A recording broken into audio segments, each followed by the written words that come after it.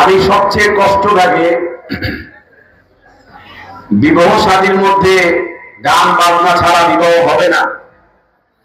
এক দুষ্ট, তার নাম ওহিদুর রহমান রেজবি, তার সাথে আমি বাহাসের জন্য হোমনাতে বসেছিলাম।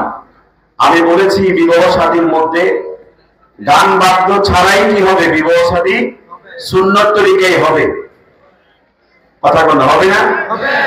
আর ওদের ফতুয়া কি গান বাদ্য ছাড়া বিবাহ হবে না, গান বাদ্য লাগবেই। তো তার সাথে বাহাসে গিয়েছিলাম, সে আমার প্রতিপক্ষ ছিল। সে শুধুমাত্র তার বক্তব্যের শুরুতে একটা হাদিস পড়েছে, ওয়াদরিবুহু বিদ্দুফুফে। এটা একজন নুরানির ছাত্র পড়লেও অনেক শুদ্ধ হবে। সে যে কি শব্দে পড়েছে, কিভাবে সে পড়েছে, এই তালাফুজটা আমি নিজেও বলতে পারবো না। মানে জাহের কত প্রকার, কি ভালো করে একটা হাদিসের শব্দই পড়তে পারে না, ওরা আমার মুনাজিরে মিল্লাত, তরজমানে আহলে সুন্নাত।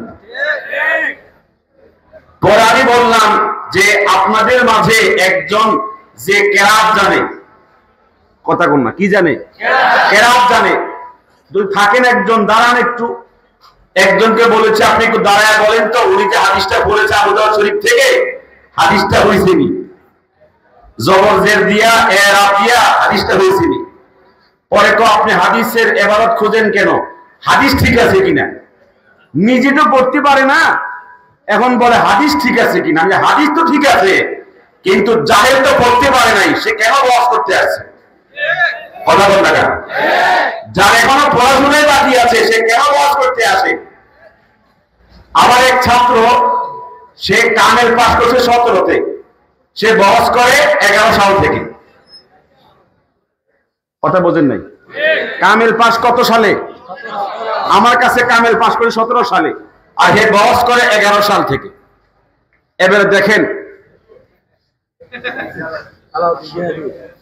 কত হাস্যকর বিষয়, সে এখনো পড়াশোনাই শেষ করে নাই। আমাদের এক বক্তা আছে, সুরলা বক্তা, এটা আমি আপনাকে ব্রাহ্মণবাড়িয়ার বক্তা আর কি।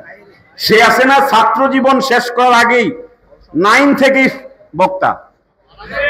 কথা কোন 9 কোন শ্রেণী? 9 থেকেই বক্তা। এরা আলেমদের সোহবত যে কি জিনিস জানেই না, মানে আলেমদের সোহবত যে কি দামি জিনিস তোরা বোঝেই না। তার সনদের প্রথম শব্দ হলো قد حصل لنا الإجازة والسماعة والقراءة عن شيخ الحديث আল্লামা মুতালিব হোসেন সালেহী। আমার নামটা প্রথমে, তার সনদে, হাদিসের সনদে আমার নামটা কি প্রথমে। আর সে এখন বলে আমি নাকি তার উস্তাদ না। যে ছেলে ছাত্র উস্তাদ স্বীকার করে না, শায়েখের নাম কি করে বাদ দিয়ে দেয়, মাহজুফ করে, গোপন করে, এই দোষের নাম কি তাদলিস।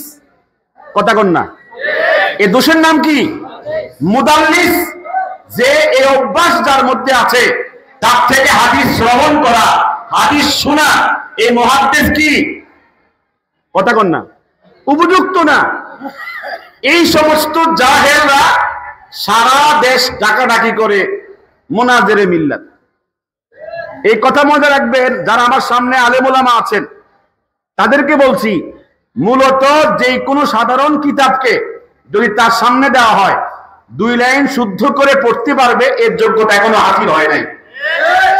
কারণ সাহিবুল বাইতে আদরা বিমা ফিহে, ঘরের মালিক জানে ঘরে কি আছে। আমি জানি তার কি ফুটিবার্তা আছে, জীবনভর আমার থেকে নিছে। কথা বল না, আমার থেকে ফুটিবার্তা নিয়ে, আমার থেকে নিয়ে লাফালাফি করছে। এখন যখন নিতে পারবে না, সব দরজা বন্ধ হয়ে গেছে, এখন মোরগ জবাই করলে যেরকম লাফালাফি করে, এরকম লাফাইতে আছে। এই জন্য বলতে চেয়েছিলাম যে আমি গত কয়েকদিন আগে বলেছি, এই সমস্ত বন্ধ বেদাতিকে ছাত্র দাবি করা এটা অপমান। আমি এখন থেকে ডিলেট করে দিয়েছি, এটা পাপ। কথা বল না, এই সমস্ত বন্ধ বেদাতিকে ছাত্র দাবি করা যাবে না। ছিল বঙ্গবীর স্তূপে, মাঝে মধ্যে কথা হইতো, ওই যে ফরিদপুরি ছিল আগে, কথা কন না, সেদিকে ছিল, আর মাঝে মধ্যে কথা বলে তাকে ওই সমস্ত বন্ধ থেকে জুদা করছি। মনে করছিলাম যে আর একটু চেষ্টা করে আর একটু কি করবো, আর একটু পরিষ্কার করবো। ওরে বাবা, উল্টা আমাকে ধরে বসছে। আল্লাহ যেন আমাদেরকে বন্ধদের থেকে হেফাজত করেন, সবাই আমিন বলেন না। পরে ওই বন্ধের সাথে আমি বাস রেখেছি কি, বিবাহ শাদীর মধ্যে কি লাগবে না, গান বাদ্য লাগবে না, সেখানে তাকে চূড়ান্ত ভাবে নাকানি সুবানি খাওয়াইয়া চূড়ান্ত পরাজিত করেছি। আর তার সাথে বাস ছিল, সে হাজের নাজেরের পক্ষে, আমি ছিলাম হাজের নাজেরের বিপক্ষে। তা আমি হাজের নাজেরের বিপক্ষে ছিলাম। বাসের শেষে যারা ওই কেন্দ্রিক, মানে কোন কেন্দ্রিক, হে কেন্দ্রিক, ওরা আমাকে বলে এই লোক সোনাকান্দার মুহাদ্দিস, এ হাজার নাজার মানে না, এ ওয়াহাবি। তোমার কথা কয় না। এবারে তারা সবাই মিলে বিচার নিয়ে আসছে। কি নিয়ে আসছে? যে এত বড় ওয়াহাবিরে কেমনে ঢুকাইছে সোনাকান্দায়। হাজের নাজের মানলে হয় কি সুন্নি, আর হাজের নাজের না মানলে হয় ওয়াহাবি। এই সমস্ত শিরকি আকীদা না মানলে ওয়াহাবি হলে ওয়াহাবি উত্তম, ঠিক কি না বলে? হাজের নাজের মানি না, আমি ওয়াহাবি। পরে বিচারে বিশাল আকারে বিচার, কোন রকম কি করছি, বিচার থেকে বাঁচছি, কথা কয় না। কলা কৌশল করে যে এটা তো হাজের নাজের ফুরফুরা সেলসেলার কোন কিতাবে পাইছি না, আমি ছাত্র জীবন ও শশীনে পড়ছি, এমন কোন উস্তাদ পাইছি না যে উস্তাদ বলছে হাজের নাজের কি আহলুস সুন্নাত ওয়াল জামাতের আকীদা, অতএব আমি এটা মানি না। এরপর আমার চাকরি যায় যায় অবস্থা, কথা কয় না। চাকরি কি অবস্থা? আশ্চর্য হবেন, একটা সেন্টারে, মানে একটা কেন্দ্রের ভিতরে, মানে মূল সেন্টার, আমি যেখানে চাকরি করছি সেখানে দাঁড়ায় বলছি আযানের পূর্বে সালাত এবং সালাম পাঠ করা বিদআত। আমি সেন্টারে দাঁড়ায় বলছি, সেন্টারে মূল জায়গা থেকে দাঁড়ায় বলছি মসজিদের মধ্যে যে এটা বিদআত। এই কথা বলার পরে আমার উপরে ক্ষেপণাস্ত্র। এবারে খলিফারা কি করছে, মিটিং ডাকছে, না এই লোকের আর সুযোগ দেওয়া যাবে না। মিটিং এর মধ্যে সিদ্ধান্ত হয়েছে এবারে মাথা মোড়া, আমার নাকি মাথা মোড়া। যেটা বিদআত, এটা বিদআত বলে মাথা মোটা হয়ে যায়, কথা কোন নাকি আপনারা? বিদআত তো বিদআতই বলতে হবে, ঠিক কি না বলেন? আমি যখন বিদআত বললাম, এক খলিফা বুড়া হুজুর এক খামুশ, কি কর খামুশ। আমি সারা দেশে ফতোয়া দিয়া তাদেরকে চালাই, কথা কন না, মুনাজারা করে আমি রাস্তা ক্লিয়ার করি, আর আমার এক খামুশ।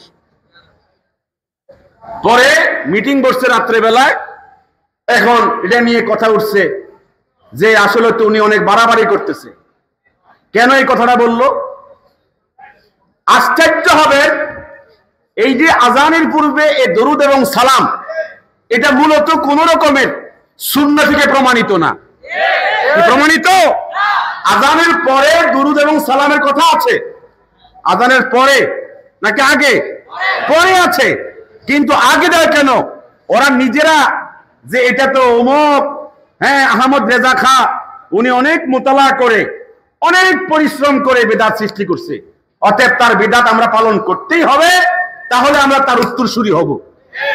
এটা নিজের দল বুঝানোর জন্য বিদআত চালু করছে, কথা কন নাকি আপনারা? যদি আপনারা বলেন যে আযানের শব্দ 15টা, কয়টা বাক্য, কয়টা? 15টা।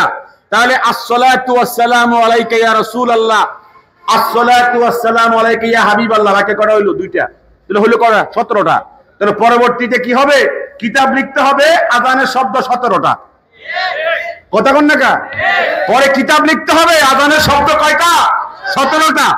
এই যে 2টা বাক্য অতিরিক্ত করা হলো, এই বিদআত চালু করে যারা সুন্নি দাবি করে, ওরা কোনটা বিদআত কোনটা সুন্নাত তাও জানে না। আমি সবচেয়ে আশ্চর্য হয়েছি, আমি 3 বছর আগে আমি একটা বক্তব্য দিয়েছিলাম, মিলাদ কিয়াম কোরআন হাদিসের মধ্যে নাই। আচ্ছা, আমি 60,000 হাদিস পড়েছি, কয় হাজার? আমি না পাইছি না কোনো জায়গাতে, তা আমার কথাই বলবো না? মিলাদ কিয়াম কোরআন হাদিসে কোথাও নাই, আমি জানি তো নাই। পরে বিচার, এ ওয়াহাবি সুযোগ দেওয়া যাবে না। আমি তখন ভাবলাম হাফ ওয়াহাবি হইয়া লাভ কি, ফুল হওয়া লাগবে। এ কথা বলেন না কেন? এভাবে বলে আমি যদি হাফ ওয়াহাবি থাকি লাভটা কি আমার হাফ হওয়া? আরে আমি 2 বছর আগে বলেছি সকল ঈদের সেরা ঈদরা খাওয়ার কথা, আপনারা শুনেন না মনে হয় আমার বক্তব্য। আমি বলেছি, তাদের মাঠে বলেছি, তাদের ময়দানে বলেছি। পরে তারা বলতেছে এক এক সময় এক এক কথা ছেড়ে দেয়, তাহলে তো মূলত আমাদের গোমর কি করতেছে, ফাঁস করতেছে। এই জন্য হক আমি এখানে এসে বুঝি নাই, আমি হক আগের থেকে বুঝি। কথা বলেন না কেন? আমি হক্কানিয়তের পথে এখানে এসে বুঝি নাই, আমি হক বুঝেছি আল্লামা মুফতি মুশতাকুর নবী কাসিম হুজুরের কাছে। উনি আমার সাহেব, উনি সরাসরি আমার ওস্তাদ ছিল। আমাকে কোনো কারণে আমার আব্বা এই জগতে ঢুকাই দিছে, আমার আব্বা ঢুকাই দিছে।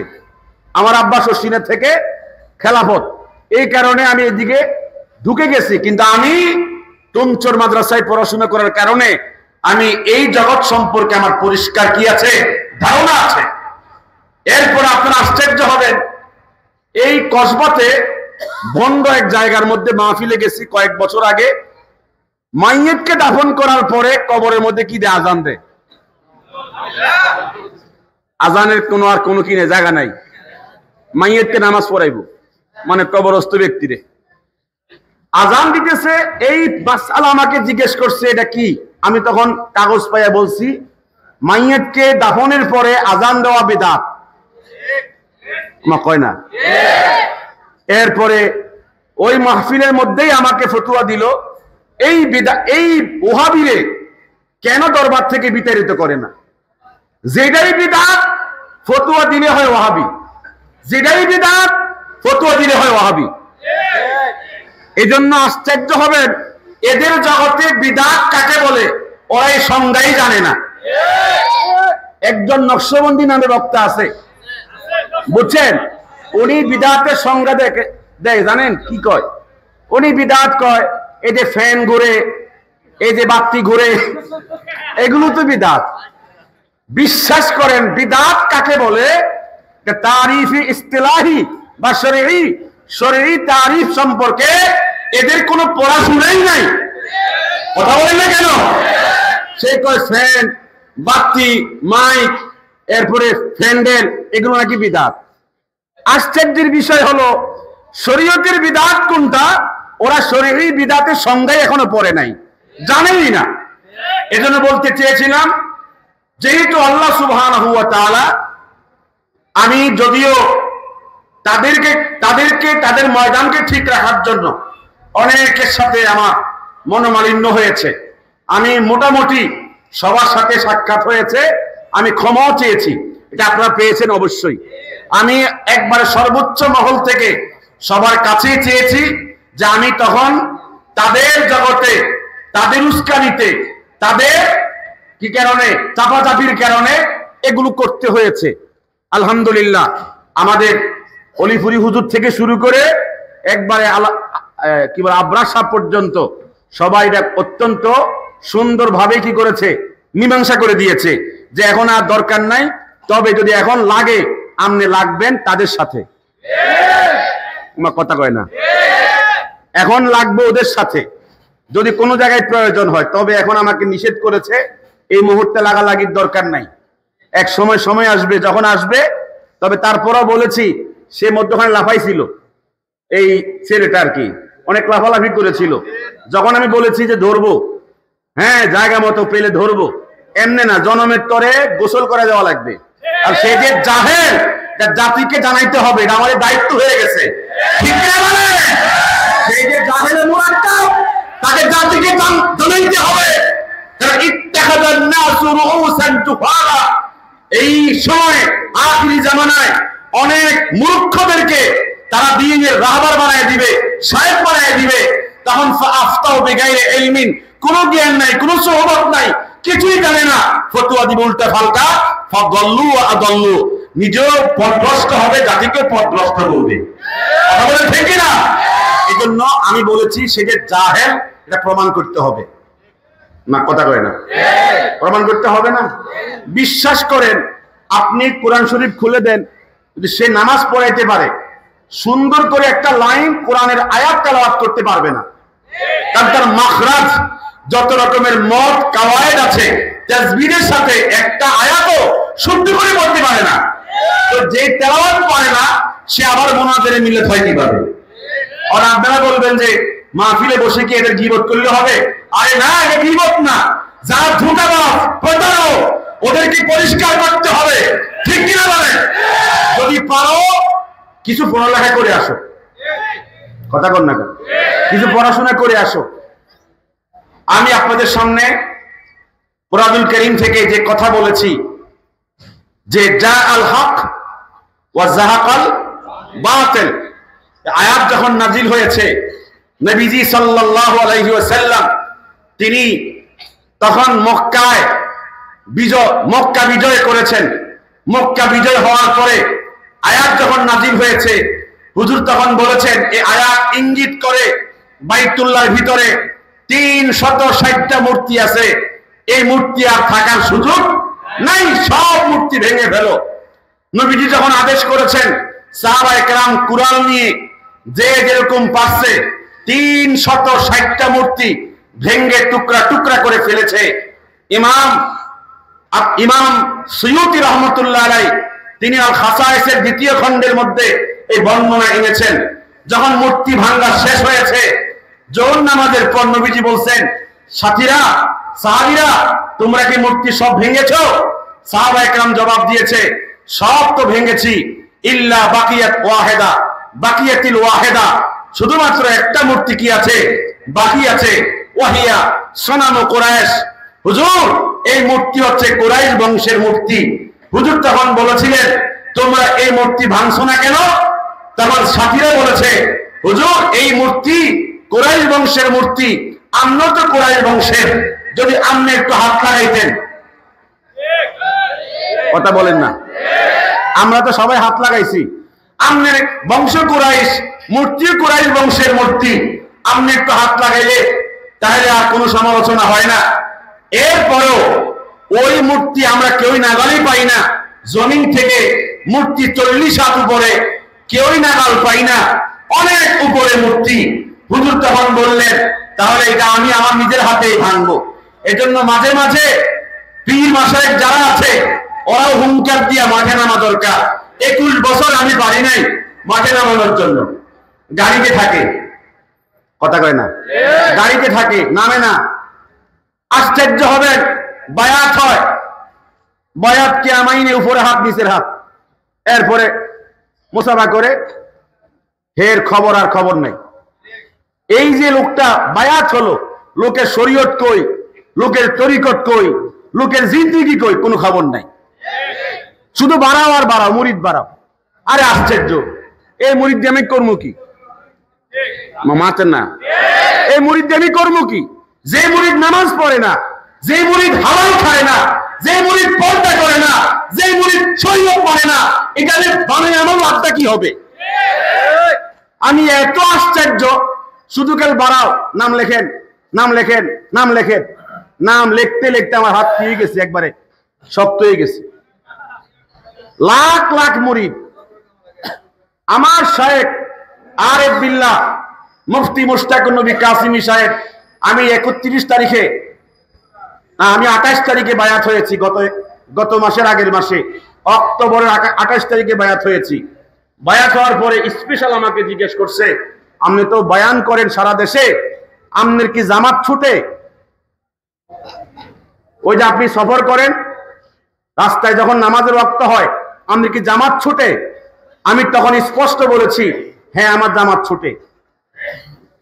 কথা কয় না? আমি স্পষ্ট বলেছি আমার জামাত ছুটে। কথা, আপনি জামাত ছুটাইয়া বয়ান করেন, লাভ কি হইব? আপনি জামাত ছুটাইয়া বয়ান করলে? তা আমারে বলছে, আপনি ওয়াদা করেন, বয়ান আপনি পাবেন বা পাবেন না, আপনি বয়ান করতে পারেন বা পারেন না, এটা পরে, কিন্তু জামাতটা আগে হবে। আমারে বলছে, পরে আমি বলছি যে সিদ্ধান্ত নিতে হলে তো অনেক কঠিন সিদ্ধান্ত, কি বলে না কেন?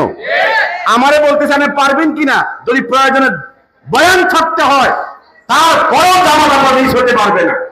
আমি তখন বলেছি যে হুজুর আপনার হাতে আমি বায়াত করছি এই শর্তে যে আমি জামাত যেন না ছুটে আমি সর্বাত্মকভাবে চেষ্টা করব। আমার তখন বুধ উদয় হয়েছে, এরা হচ্ছে শায়েক উপযুক্ত কথা বল না। একজন ব্যক্তির জামাত ছুটবে না, তাকবীর উলা ছুটবে না, তার জিন্দেগির প্রত্যেকটা অক্ষরে হিসাব নিবে, এরা শায়েকের উপযুক্ত। আমি হুজুরের সাথে ফয়লানা বন্দর আমি গিয়েছি চট্টগ্রামে, ওই যে আলামিন সংস্থায় বয়ান করার জন্য। আমি হুজুরের গাড়িতে ছিলাম। পরে ঈশান নামাজের সময় হুজুর প্রথমে ঈশান নামাজের সময় কি 7টায় জামাত হবে নাকি 7:15 জামাত হবে, এটা নিয়ে হুজুর কি ছিল, একবারে চলে গেছে চট্টগ্রামের কাছাকাছি। ড্রাইভার বলতেছে হুজুর আমি দেখি আসি, একটা মসজিদের পাশে দাঁড়াইছে, এখানে দেখি আসি নামাজের ওয়াক্ত কখন। তো তখন ছিল আপনার মনে হয় 6:50 বা 6:52 এমন সময় ছিল। পরে দেখে আসছে যে 7:15 জামাত। তো হুজুর এখানে 7:15 জামাত, এখানে আমরা বয়ে থাকলে আরো 20 মিনিট বয়ে থাকতে হইব, তো চলি সামনের দিকে। এভাবে 3 মসজিদ দাঁড়াইছে যেন জামাত না ছুটে। আমি তখন বুঝতে পেরেছি ওনার বক্তব্যের সাথে বাস্তবতার মিল আছে। উনি বলেছেন, একসময় বলেছেন যে আমার শেষের দিকে কোন দিন জামাত আমার ছুটছে আমি নিজেও বলতে পারি না। তাহলে যারা নিজের ইবাদত বন্দিগির প্রতি এবং তার মুরিদ ভক্তের ইবাদত বন্দিগির প্রতি কি থাকে, সতর্ক থাকে, সাবধান থাকে, ওরাই পীর হওয়ার যোগ্য, ঠিক কিনা বলেন? এরপরে আমারে নিজে বলছে যে আপনি সুন্নতে দায়মা যেগুলো এগুলো কন্টিনিউ আপনার আছে, কন্টিনিউ সুন্নতে দায়মা কি আপনি সবসময় করেন? আমি পরে বলছি যে হুজুর আমি তো চেষ্টা করি, একবারে অক্ষরে অক্ষরে কোনটা কোন সময় করা লাগে সব জিজ্ঞাসা করছে।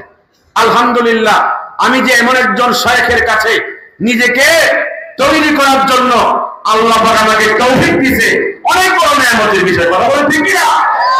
আল্লাহ তাআলা শুধুমাত্র উনি কেন, সারা বাংলাদেশে এই যে একটু পরে যিনি আসবেন হুজুর বরুণার হুজুরের সাথে আমার এই ভুবন মাহফিলে দেখা হয়েছিল।